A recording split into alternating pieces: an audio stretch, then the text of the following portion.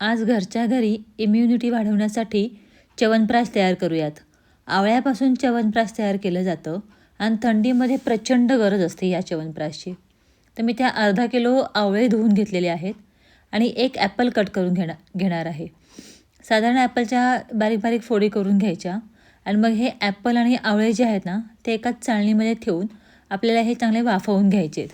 तर एका प्लेटमध्ये मी इथे ॲपल ठेवून घेतलेत आणि आवळे बाजूला ठेवून घ्यायचे आणि मग गरम पाण्यावरती मी ही चाळणी ठेवते. तुमच्याकडे स्टीमर असेल तर तुम्ही स्टीमर यूज करू शकता. एक 10 मिनटं वाफवलं ना की आवळे आणि ॲपल छान असं शिजून तयार होतं. हे बघा अशा पद्धतीने. आता काय करायचं, आवळ्यांमधल्या ज्या सगळ्या बिया आहेत ना त्या काढून टाकायच्या. पटापट निघतात आवळा शिजलेला असल्या त्यामुळे. तर त्या काढून टाकायच्या बिया आपल्याला आणि सगळ्या आवळ्याच्या बिया काढल्यानंतर आहे ना मग आपल्याला ते मिक्सरमधून बारीक करून घ्यायचं आहे. बनवायला अतिशय सोपं आहे. ह्याच्यामध्ये आपल्याला खडे मसालेही लागतात आणि कसं असतं लहान मुलांना मोठ्यांना सगळ्यांना आहे ना इम्युनिटी बूस्ट करण्यासाठी, इम्युनिटी पॉवर मिळवण्यासाठी हे घरच्या घरी च्यवनप्रकाश बनवलेलं अतिशय पौष्टिक असतं. त्यामुळे तुम्ही बनवू शकता. हे महिनाभर आरामात टिकतं घरामध्ये. फ्रीजमध्ये न ठेवता बाहेरच ठेवायचं. आता काय करायचं, हे मी पाणी न घालता मिक्सरमधून बारीक करून घेतलेलं आहे.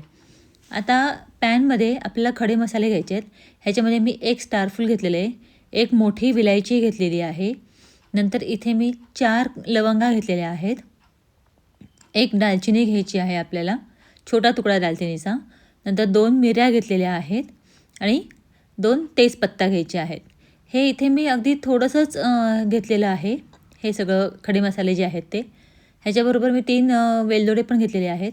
तुम्हाला थोडे वाढवायचे असेल तर तुम्ही वाढवू शकता. थोडंसं स्ट्रॉंग होईल मग आपलं च्यवनप्रकाश. पण मी कमी घेतलेलं आहे, फार स्ट्रॉंग होणार नाही आहे. तुम्ही ह्याच्या दुप्पटसुद्धा क्वांटिटीमध्ये घेऊ शकता. आता ही पावडर तयार करून झाल्यानंतर पॅनमध्ये 2 चमचे साजूक तूप घ्यायचं. साजूक तूप घेतलं की मग ह्याच्यामध्ये आपण जी तयार केलेली पेस्ट आहे आवळ्याची ती घालून घ्यायची. सगळी पेस्ट ह्याच्यामध्ये घालून घ्यायची. एकदम फाईन पेस्ट आपल्याला तयार करायची आहे आवळ्याची. आणि ही पेस्ट घालून झाल्यानंतर आहे ना ह्याच्यामध्ये आपल्याला गूळ घालायचा आहे. तर आता साधारण अर्धा किलो आवळ्याला इथे पाव किलो मी गूळ घातलेला आहे.